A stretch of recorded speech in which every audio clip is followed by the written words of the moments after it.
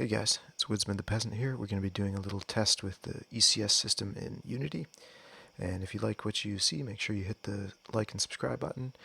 And thanks again, guys.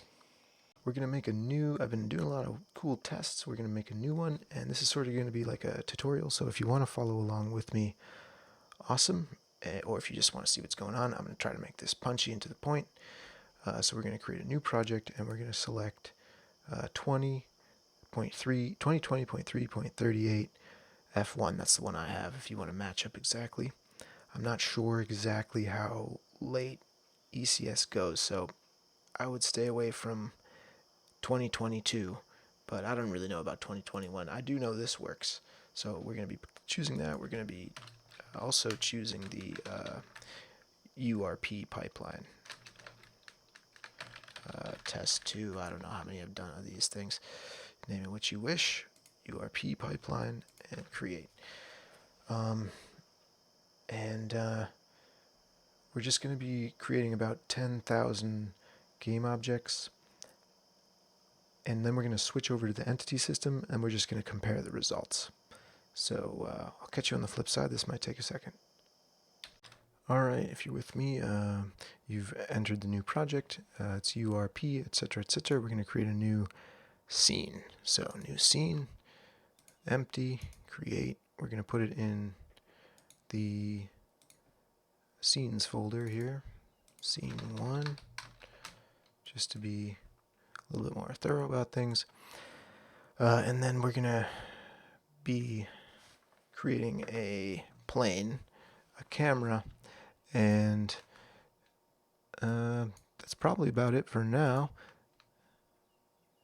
There we go, plane, camera. And let's see here, where is that camera exactly? Kind of want to zero things out. Oh, that's good and zeroed out. Camera kind of is too. Pull that back. We just want to be able to see the thing here. And then we're going to add our model. And the model that we want to add, it could be anything. I'm going to go for like a low poly model though. So you choose what model you want. Just basically drag some prefab into the hierarchy. We're going to go with this low poly model pack I have. So I'm going to install that, and then we'll be back here in a minute. So get your model, queue it up. I kind of want to do this frog, and I'm kind of intent about it. Alright, so now I hope you're back with me. I hope you found your model that you want to use. We're going to grab our little low poly frog guy and drag him into the scene.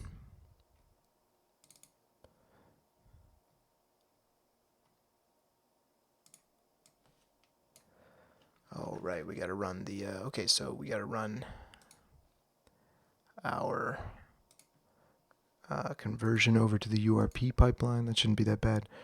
Edit, render pipeline, generate, or universal render pipeline, upgrade project materials to this. If you don't find it here, it's in Windows and rendering. That means you're using a newer version of Unity. So that tripped me up for a second. And there it already is, nice. So just want to hit play and see what happens, see if we can see the frog. Cool. Frog is not falling, and that's because we need to add a rigid body. So at this point, the frog should fall and land on the plane, and it does. Nice. The next thing we're going to do is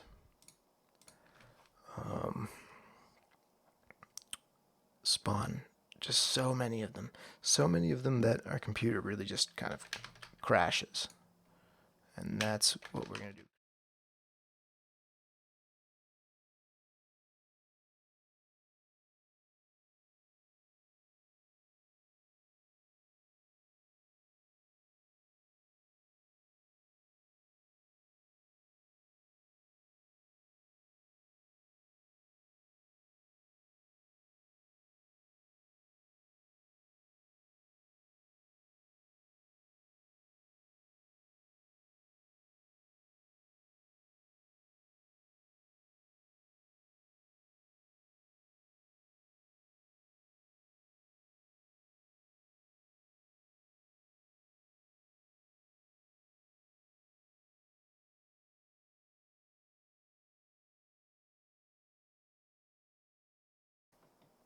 There we go. Alright, so now we have lots of frogs. What is that, like 4,000, something like that? I think we should run that and just see 4,400. Let's just see if we can even run. Alright, just wanted to mention a couple more things. If you go into Edit and you go into Project Settings and then go into the Editor, scroll down, you're going to want to tick Enter Play Mode Options and don't tick Reload Domain and Reload Scene. And that way play happens faster. So you can see how we're getting, it's definitely playable at 140 frames per second ish. We're going to run it again just to see. 200s, 120, I saw the dip to 120, and that's about what we're getting. You definitely run it twice, because the first time you run it, it might run really poorly for you, and the second time it'll be consistent. I don't know why that's happening on my PC. It is though. So second time I run it again, 120, so now it's consistently about 120. So that's what we're getting with the game object, right? Starts at 200, dips to 120, settles out at about 100, 150. Wow. You'll notice also the game object one, they stop moving around as much in the center. They keep jostling in the ECS version. So I think that it levels out at a lower one. But here we're almost approaching 200, so that's pretty good. So the next thing we're going to do is we're going to bring in ECS. Alright, bringing in on in ECS, we're going to get the package manager window, and then we're going to go ahead and load. Oh, that's right. You know what? You can't actually find it in the package manager. You have to do it with GitHub URL addresses, which isn't so bad. And I actually wrote down a couple of them for you. Here we go. Alright, so the first one we're going to be grabbing is com.unity.entities. Okay, so you should see that here. You're going to type that in, plus, add packages from Git, add. And this is going to take a little bit. I think it takes me about 2 minutes. I can't really remember, so we'll check back then in a minute. Alright, so you should see this entities now package here. And it says preview. If you don't see it, you might need to go into advanced project settings or something. I can't remember exactly. Enable preview packages. You know what? Better to just stick with this way of just grabbing these guys and posting them from the address. Next one we're going to do is com.unity.rendering.hybrid. And I think this has to do with the rendering pipeline and stuff. It's associated with URP in some way that I can't remember.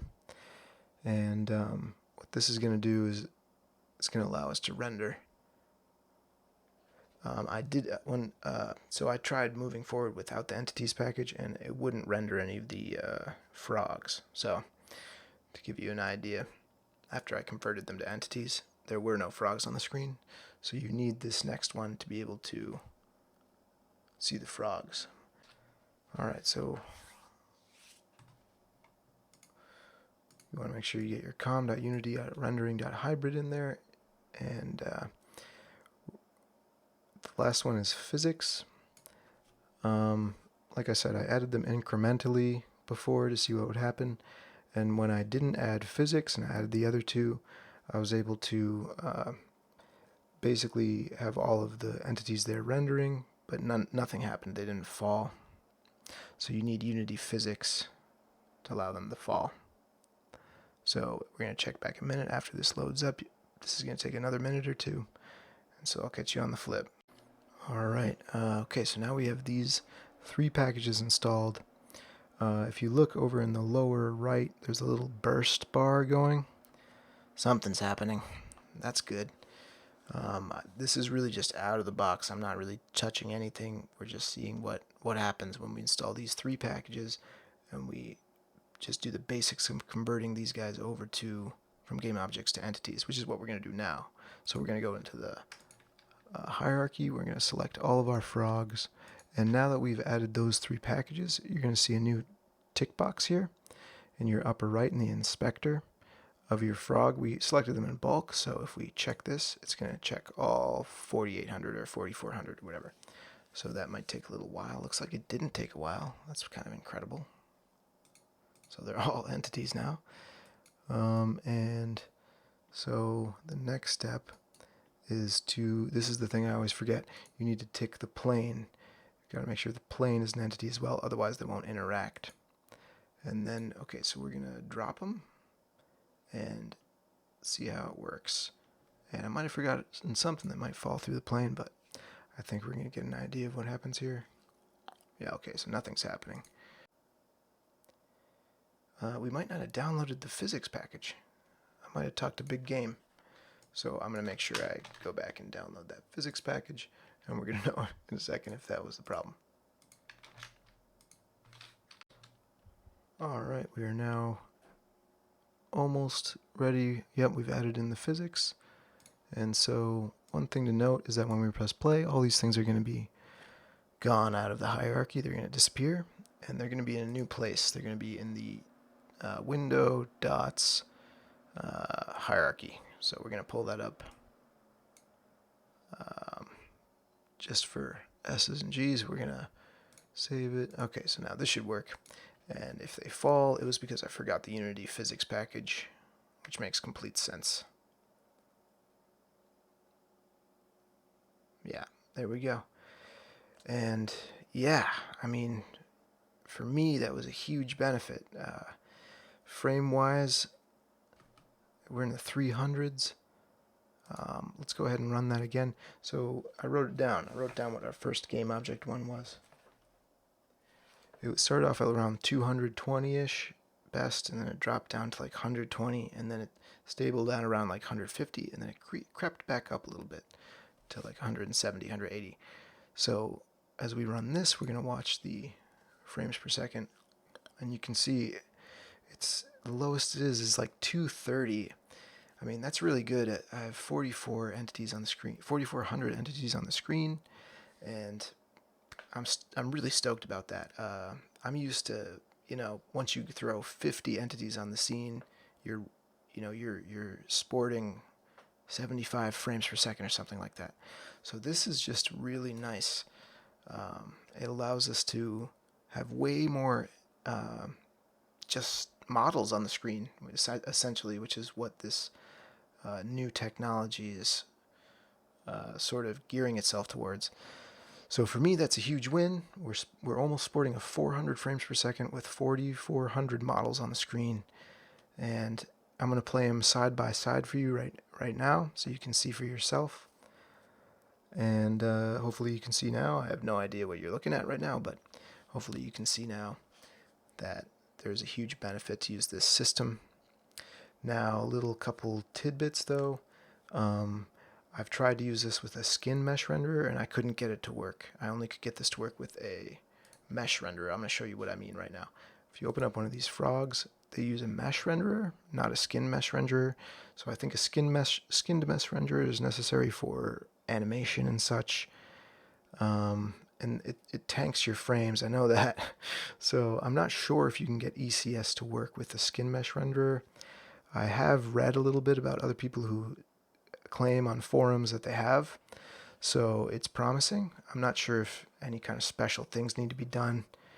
I'm going to be trying to make a video about that soon, so if you like this, make sure you hit the follow and subscribe, and I'm going to be coming out with another video soon. So thanks so much, you guys.